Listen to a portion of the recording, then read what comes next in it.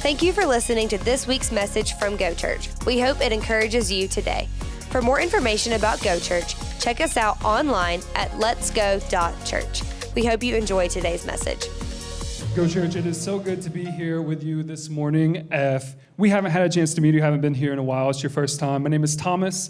I am one of the staff members here at Go Church, and it is an honor and a privilege to get to speak to you today. It's always fun when Pastor Nick and Becky ask me to speak on the stage platform that they've built, they've created. I don't take it lightly that I get to be up here. So I'm excited to be here today. Before I jump into this, I always like to give credit where credit is due, give some shout outs. So on Sundays, I get to be a part of the amazing tech team here at Go Church. We got people on the cameras, people in the back. Some of you sitting here serve with the tech team. So I just want to say thank you for being a part of that. I love getting to serve with you guys. And then on Wednesdays during the school year, I also get to serve with our Go Youth team. We have an incredible group of leaders that help lead that, some awesome teenagers here on Wednesday night, and I love getting to be a part of that team. And while we're talking about youth, I want to let everybody know, if you have students, or if there's any students here, that this Wednesday night we have our first summer event. So we won't be in this space, but we will be down the street at Urban Air. We're going to have some fun there. So if you have students, we'll be there at 6:30 on Wednesday night. It's going to be fun, just having a great time, playing some games, hanging out, eating some food. It's going to be good. So today we are wrapping up this series that we've been in called I Choose.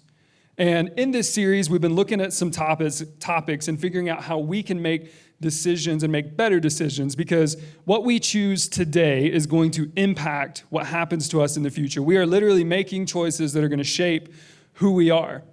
I'm excited to get to talk about some of these things, get to be a part of this series, because it's something that I have spent a lot of time over the past year, the past few months thinking about. So my wife, Hannah, she was up here earlier. She mentioned we had a son. He was born on Christmas Day. So preparing to be a father, trying to get ready, and especially since he's been born, I knew that I was going to have to expand my capacity.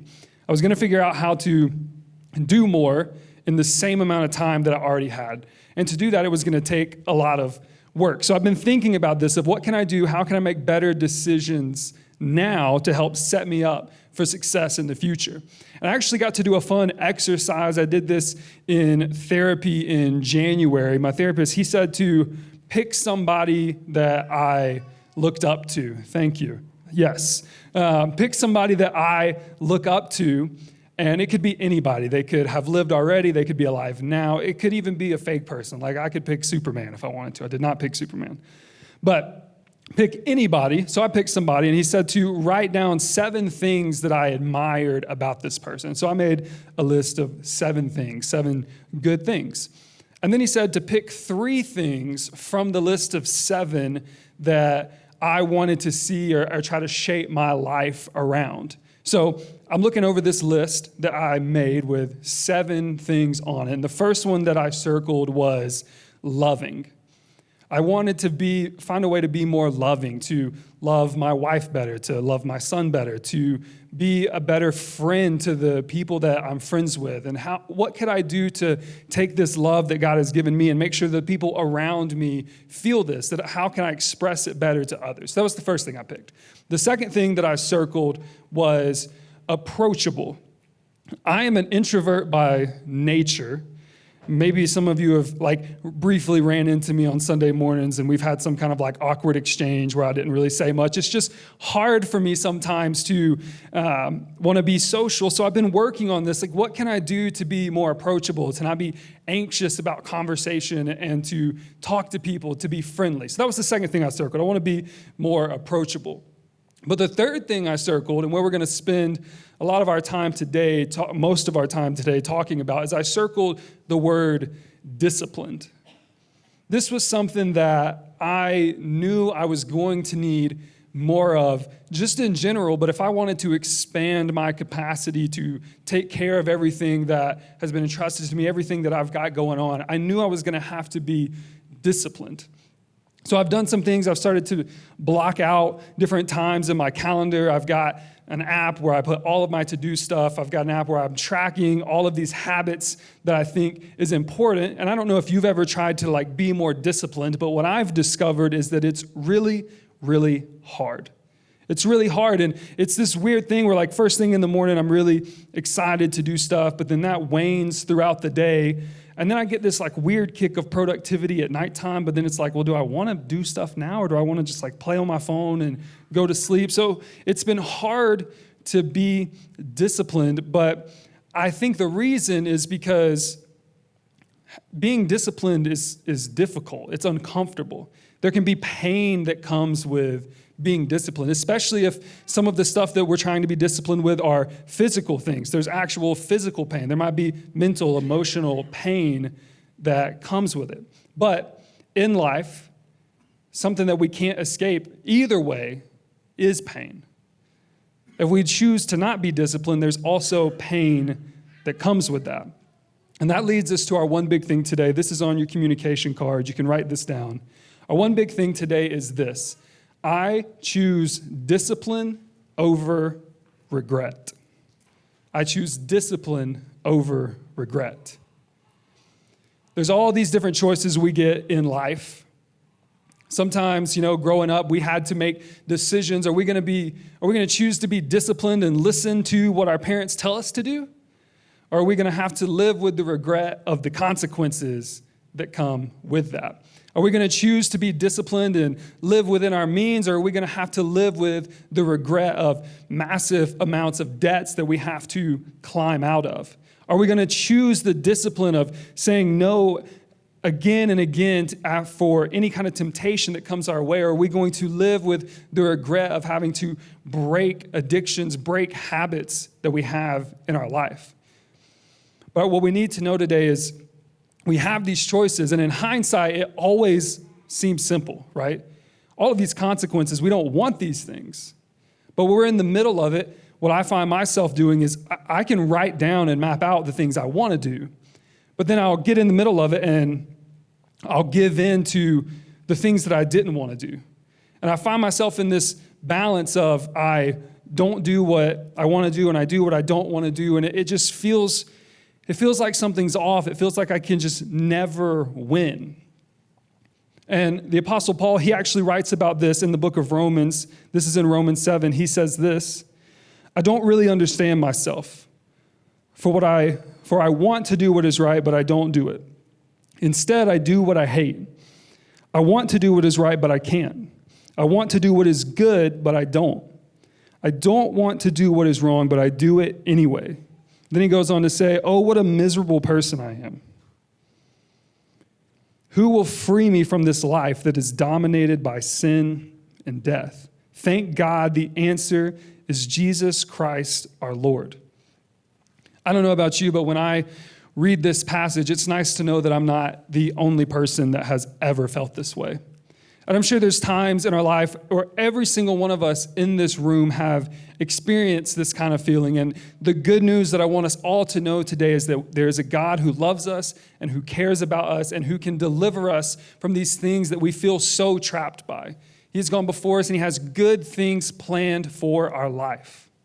But what does it look like? What does it look like to practically live out this? What can we do to start shifting the way we view things and begin to choose discipline over regret?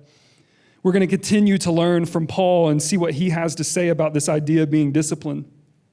In 1 Corinthians, he's writing to a group of people, and he says this: don't you realize that in a race, everyone runs, but only one person gets the prize?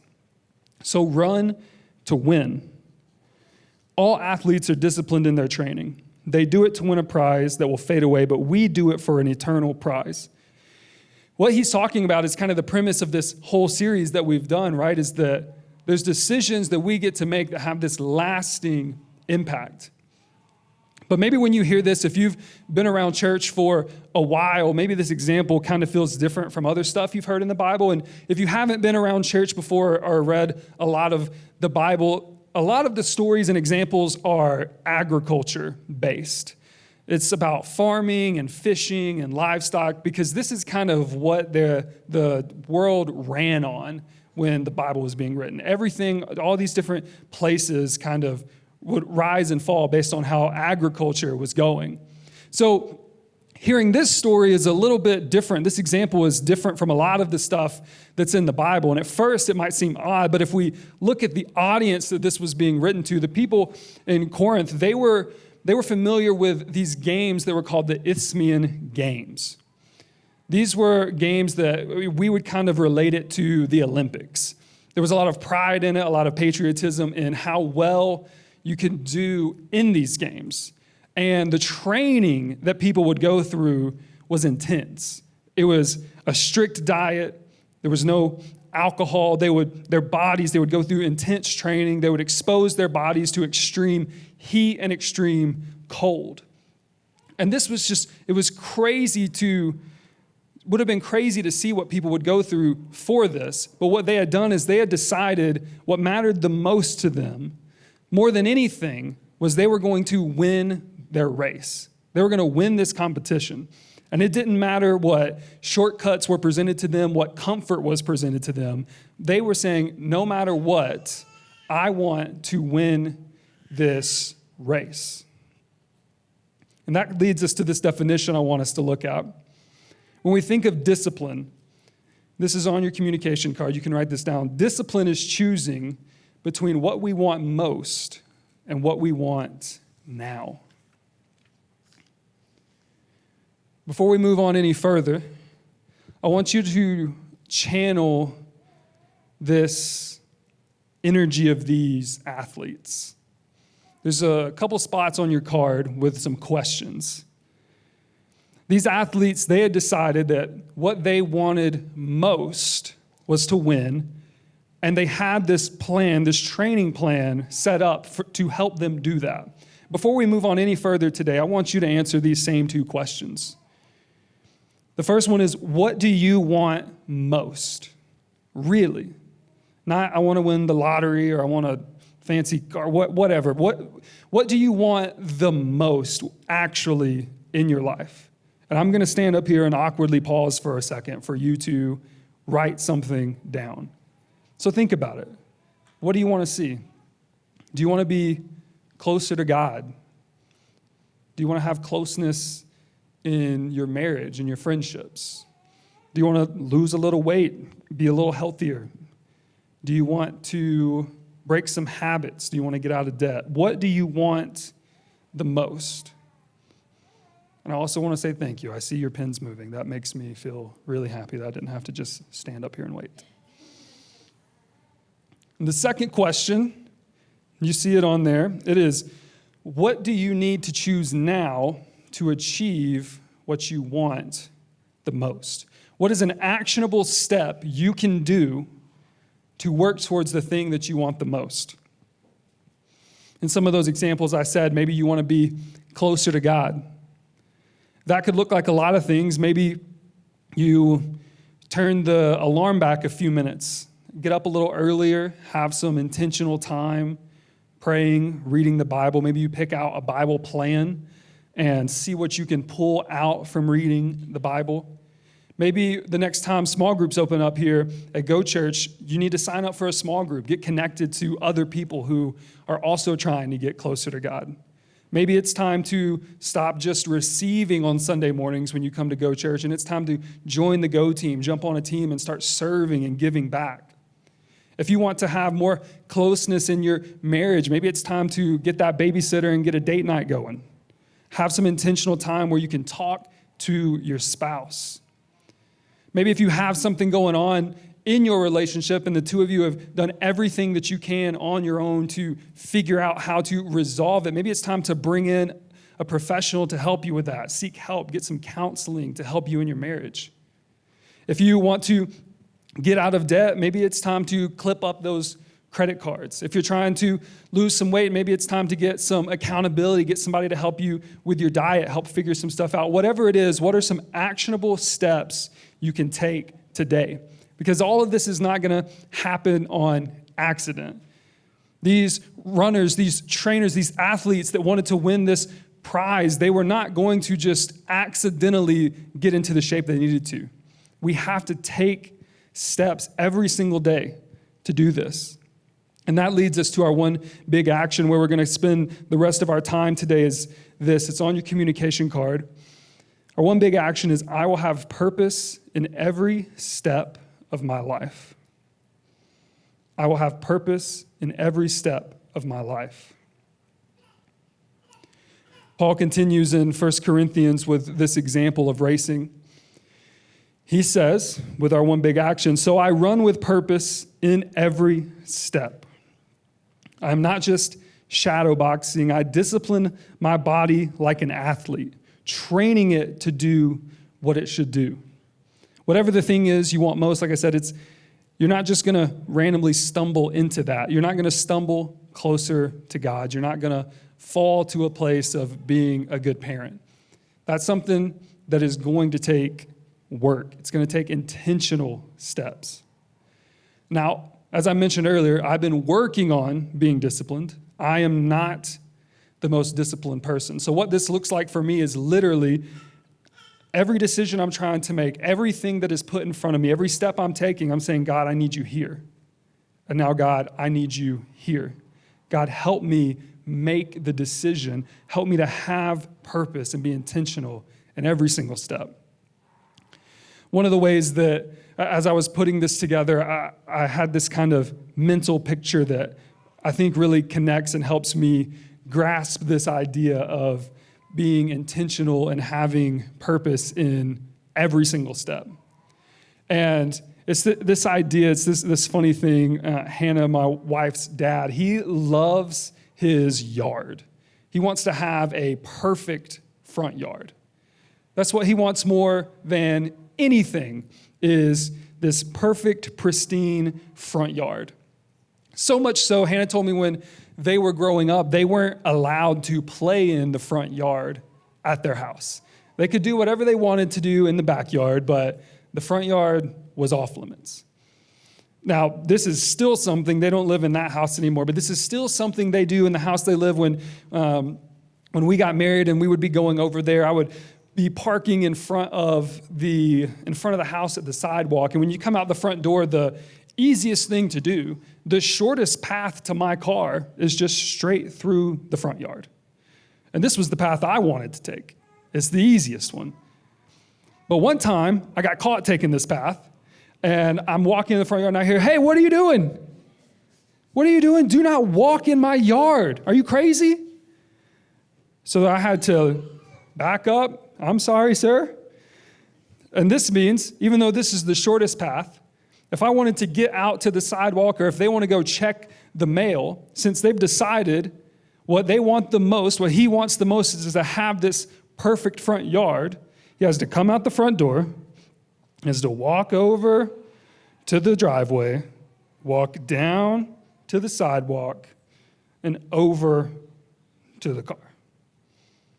Now, if we take this example and we drop something else in, let's say you're trying to eat healthier and you're walking out of this fictional front door that is Central Park Boulevard, and they've got this new Raising Cane's, In-N-Out, Chili's. I got to drive by it every single day.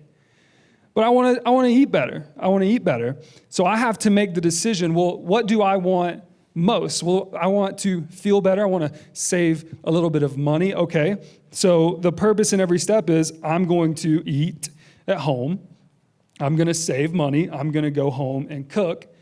And then I end up here, which is where I really want to be. And the reason that this is so important is if you walk through this front yard enough times, you're going to start to make this path. It's not going to look like this picture behind me anymore. There's going to be this path that's there. And that's what happens when we start to cut corners on our disciplines. The first time, it's really not that big of a deal. You might not even notice that you walked through the front yard.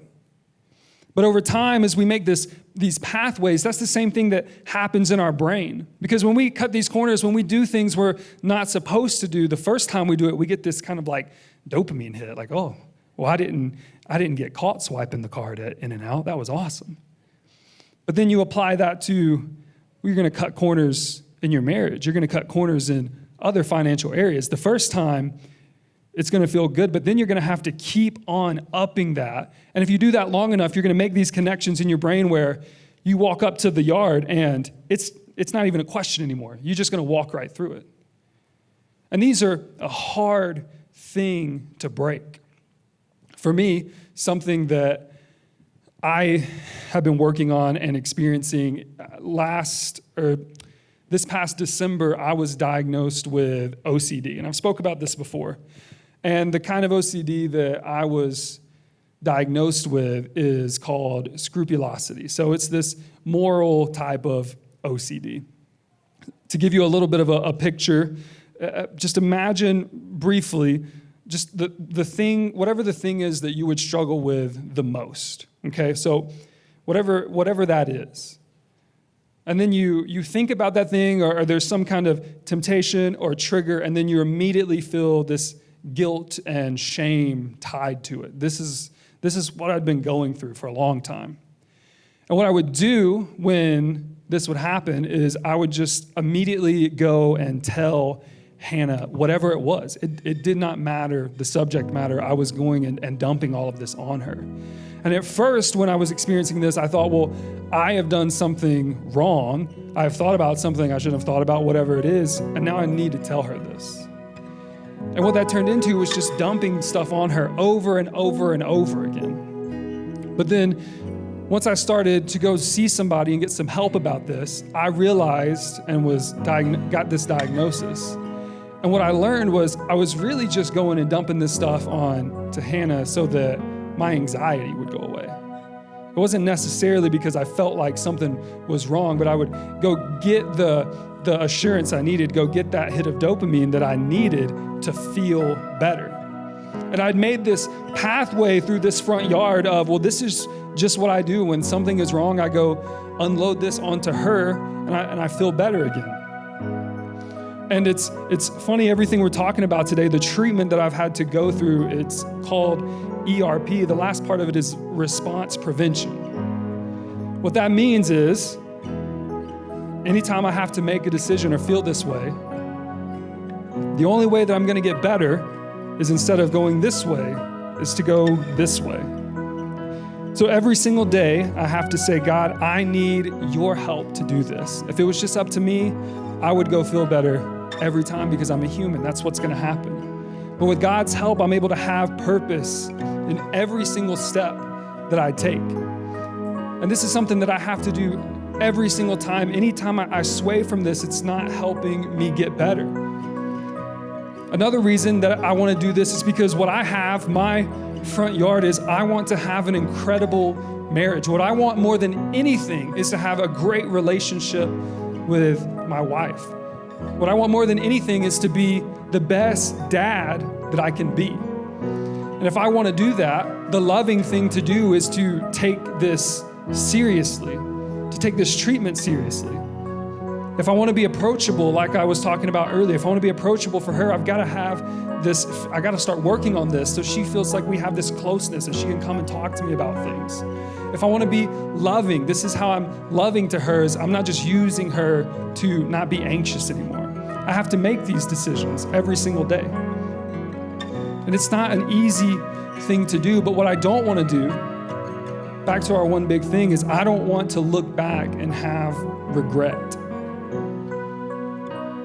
If you look at the thing you wrote down, what you want the most in your life, if you don't start working on that today, there is a chance that that could become your biggest regret.